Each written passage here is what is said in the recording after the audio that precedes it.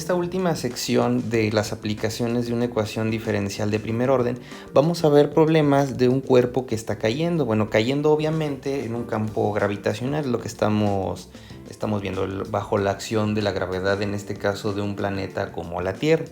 Bueno, vamos a considerar un cuerpo que está cayendo verticalmente con una masa m que está siendo influenciado solamente por el campo gravitacional. Y además una consideración adicional que no vemos generalmente en cursos básicos de física. En cursos básicos de física solamente vemos la aceleración de la gravedad y nada más. Además vamos a considerar una resistencia del viento.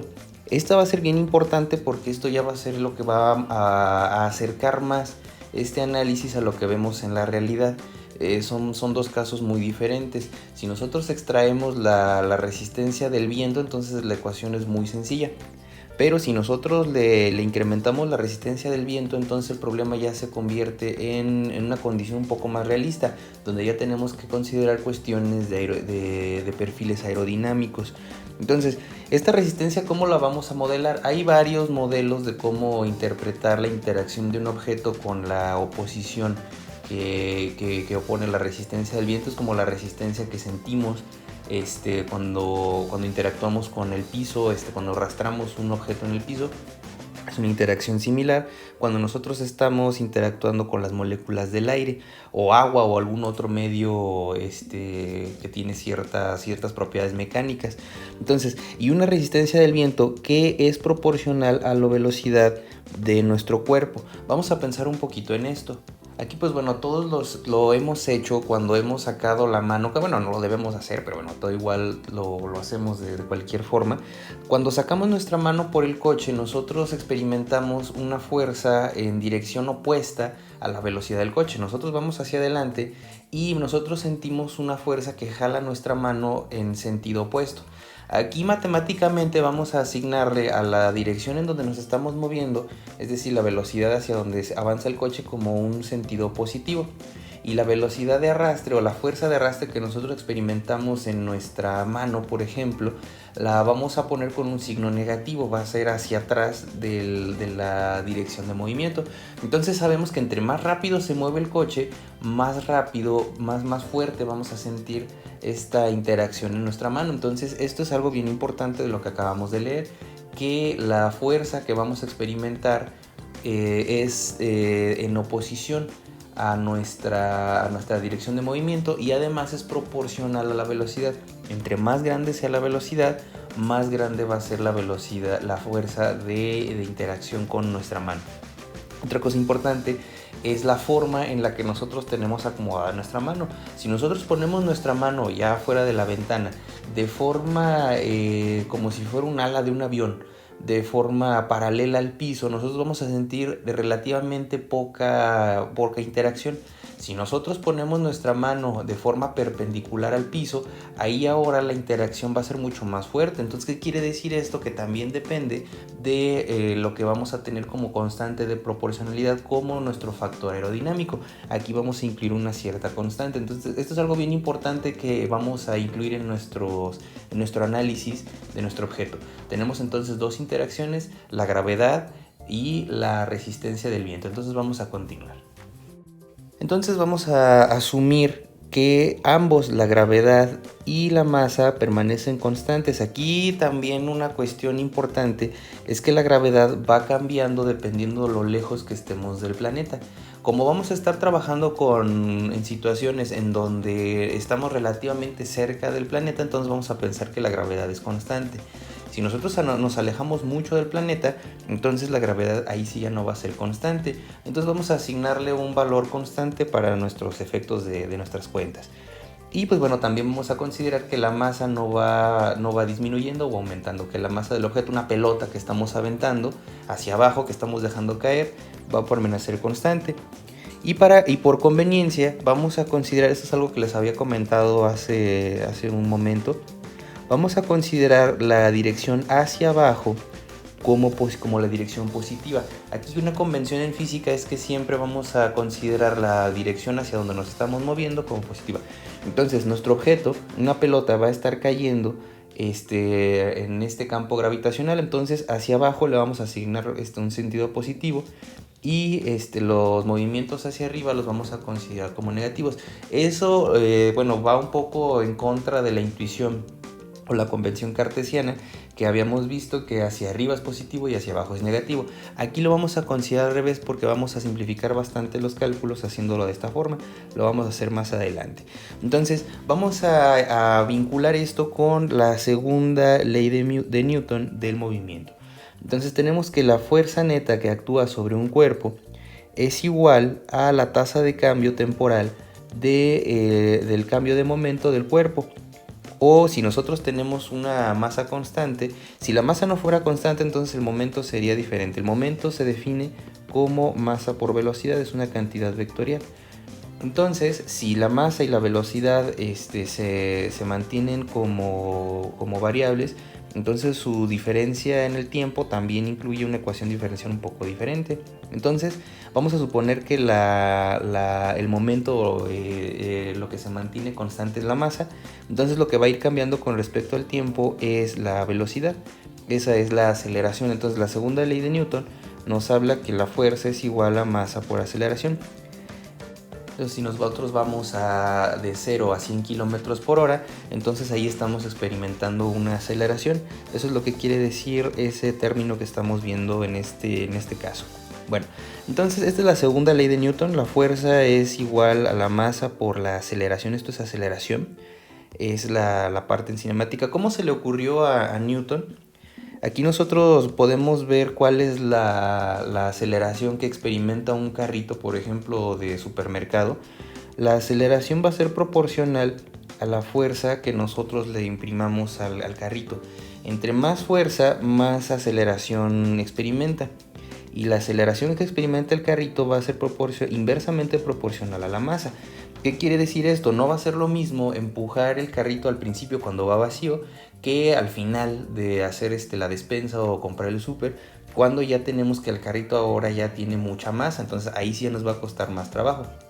Otro ejemplo en donde podemos ver esta propiedad del universo es, por ejemplo, cuando nosotros estamos empujando un coche. No es lo mismo empujar un coche pequeño. Si dos personas están empujando un coche pequeño, digamos un Chevy, un Subaru, un Jetta, un Bocho, si dos personas lo están empujando, pues la aceleración va a ser relativamente grande. Si ahora nosotros vamos a empujar una camioneta o un coche más grande, un camión, entre dos personas la aceleración pues va a ser muy baja. Entonces, entre más grande es la masa, menor es la aceleración. Si nosotros juntamos este par de observaciones, nosotros tenemos que la aceleración ahora es igual a la fuerza dividida entre la masa.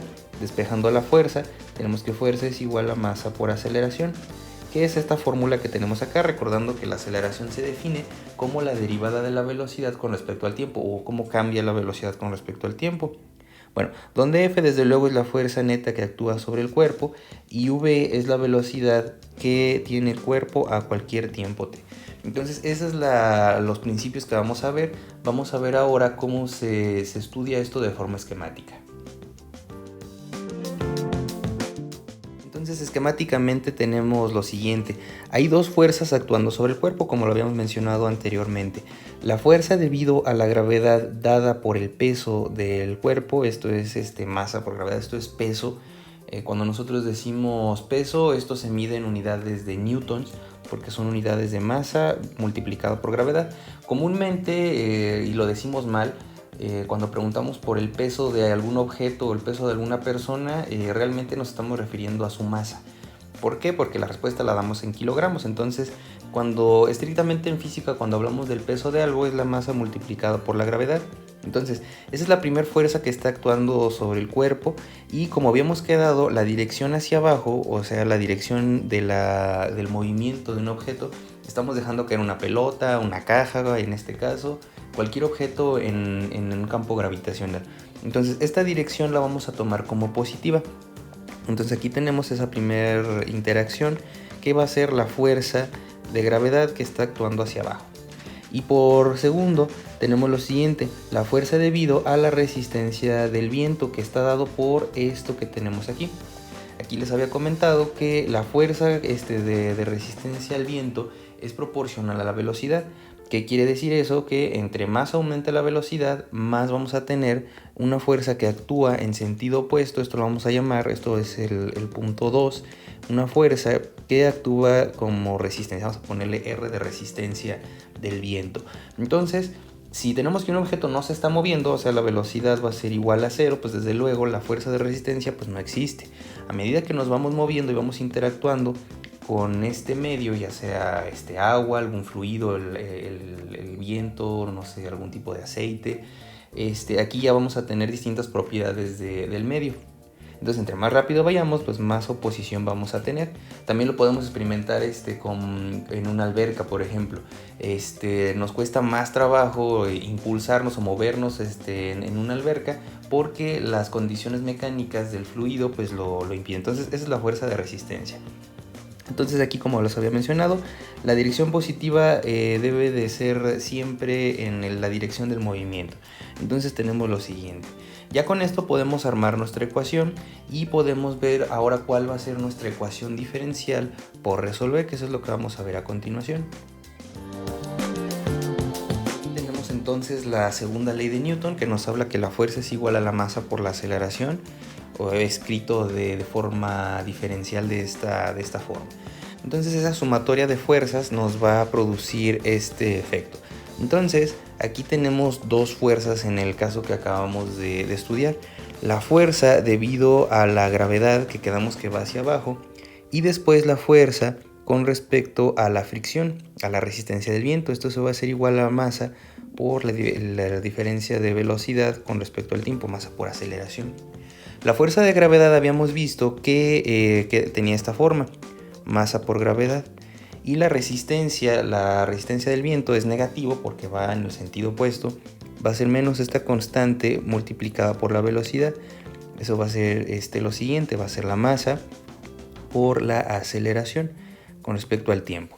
Entonces, como nos damos cuenta, aquí también tenemos una ecuación diferencial de primer orden que vamos a separar.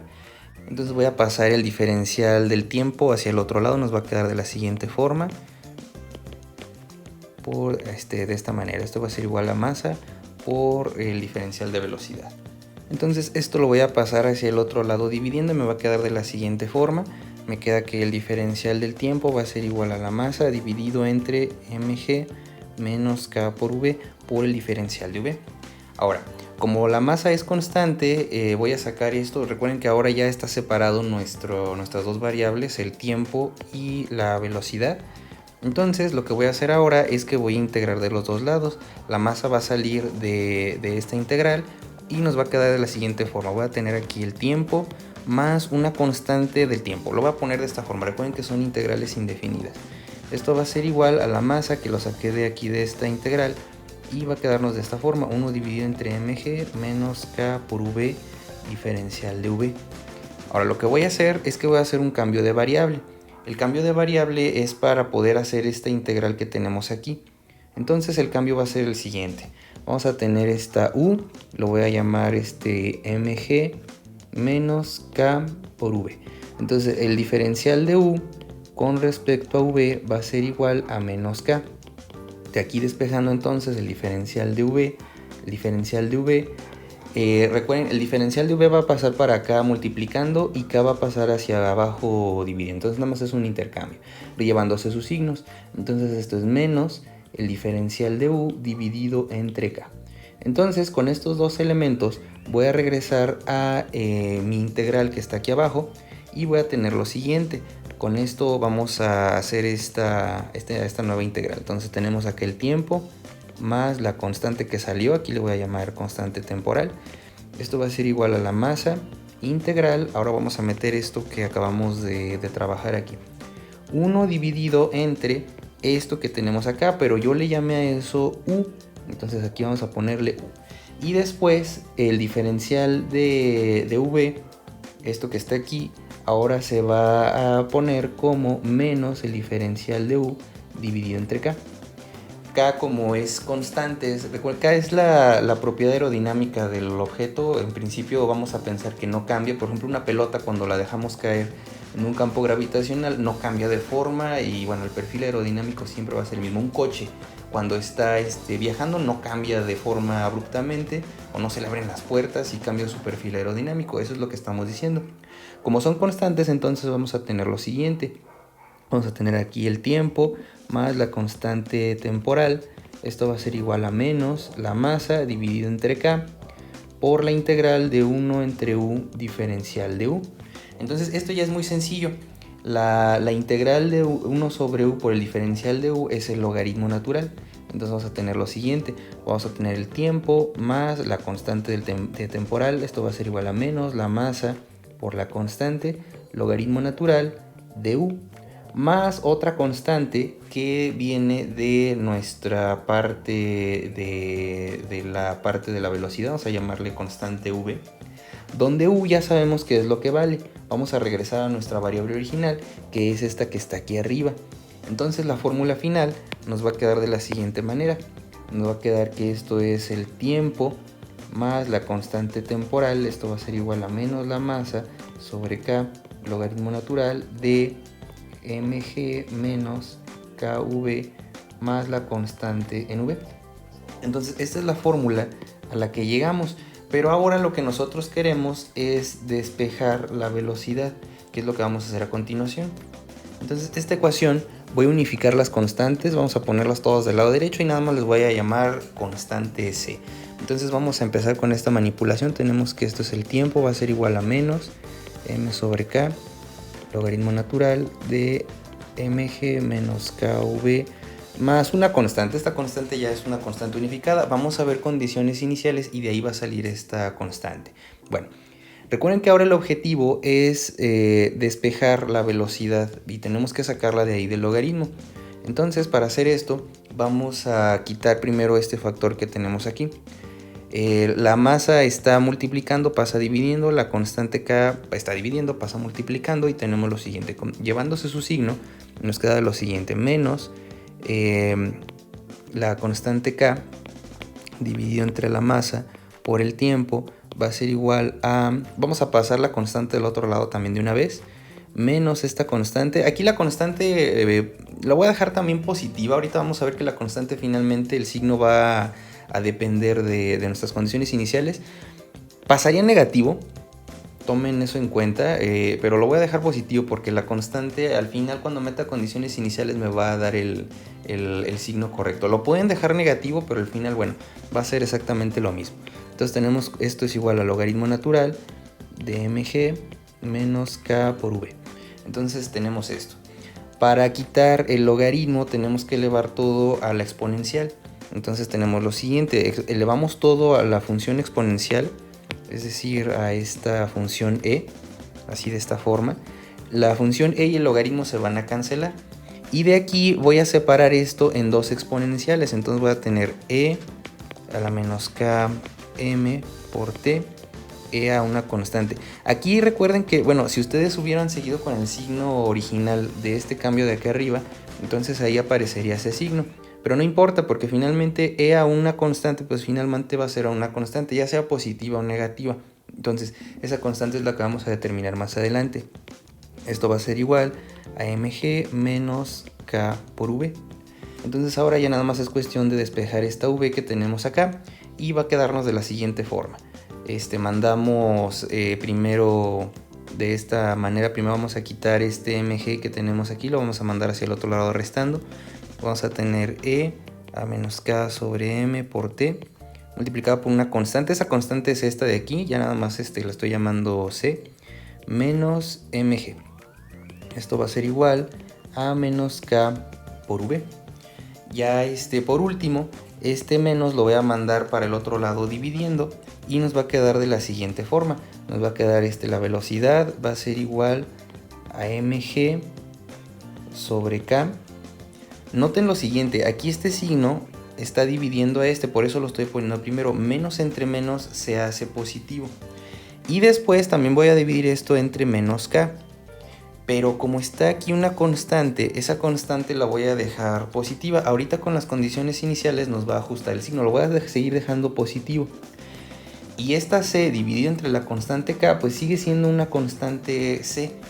Noten que estrictamente tendría que ponerle acá menos k, pero como son un par de constantes, eso nos lo va a dictar nuestras condiciones iniciales, a la menos k sobre m por el tiempo. Entonces, esto es ya mi solución. Esta es la velocidad que depende del tiempo. Eso es una función que tenemos aquí. Entonces, lo que vamos a hacer a continuación es que vamos a meter condiciones iniciales y vamos a determinar cuánto vale esta constante c. Y vamos a darle ahora sí finalmente el signo apropiado. Ya vamos a ver ahora sí finalmente la forma de esta constante c. ¿Cuáles van a ser las condiciones iniciales? La velocidad en un tiempo 0 va a ser igual a una velocidad 0. Esa es la condición inicial. ¿Por qué? Porque estamos viendo cómo va a ir cambiando la velocidad de un objeto con respecto al tiempo. Entonces recuerden que aquí la única variable que tenemos en la expresión es el tiempo, es lo único que va a ir cambiando con respecto a avanza nuestro sistema. Eso, al momento de ir viendo el avance en el tiempo, vamos a ir monitoreando qué tan rápido va nuestro objeto. Entonces vamos a meter esas condiciones iniciales en esta fórmula y vamos a ver cuánto sale. Donde esto que tenemos aquí, este B0 no necesariamente es 0. Si nosotros tomamos una pelota, la ponemos en nuestra mano y la soltamos, inicialmente esa velocidad inicial es 0. Pero puede ser el caso donde nosotros tomemos esta pelota y la arrojemos hacia abajo. Ahora sí, ya la velocidad con la que comienza el objeto no es 0. Entonces vamos a ponerle esa simbología donde un caso especial es donde este objeto puede comenzar desde 0. Entonces vamos a meter condiciones iniciales y vamos a obtener lo siguiente. Entonces tenemos aquí ya las condiciones en esta fórmula donde tenemos lo siguiente. La velocidad a un tiempo 0 fue la fórmula que acabamos de ver. Aquí está el tiempo 0. Es igual a la velocidad inicial. Entonces vamos a obligar toda la ecuación que tuvimos anteriormente a este sistema. Entonces sabemos que la exponencial, esto 0 multiplicado por estos números que tenemos acá, esto nos va a dar 0. Y la exponencial elevado a la potencia 0, pues esto va a ser un 1. Entonces nos va a quedar la siguiente ecuación. mg dividido entre k más la constante va a ser igual a la velocidad inicial. Entonces ya nada más es cuestión de despejar la constante c. La constante c entonces nos va a quedar como la velocidad inicial menos mg sobre k. Entonces ya para concluir tenemos lo siguiente. Vamos a meter el valor de la constante en la ecuación que habíamos visto originalmente y tenemos que la velocidad con respecto al tiempo de nuestro sistema va a ser igual a mg sobre k más esta constante c que tenemos aquí arriba. Esto va a ser la velocidad inicial menos mg sobre k a la menos k sobre m por el tiempo. Esta ya va a ser finalmente nuestra fórmula definitiva. Se puede manipular un poco para poder hacer un despeje. Podemos manipular y factorizar esto de esta manera, pero esto es una de las formas que puede tomar. Entonces con esto concluimos esta sección en donde esta fórmula la vamos a utilizar para describir nuestro avance de un objeto en un campo gravitacional.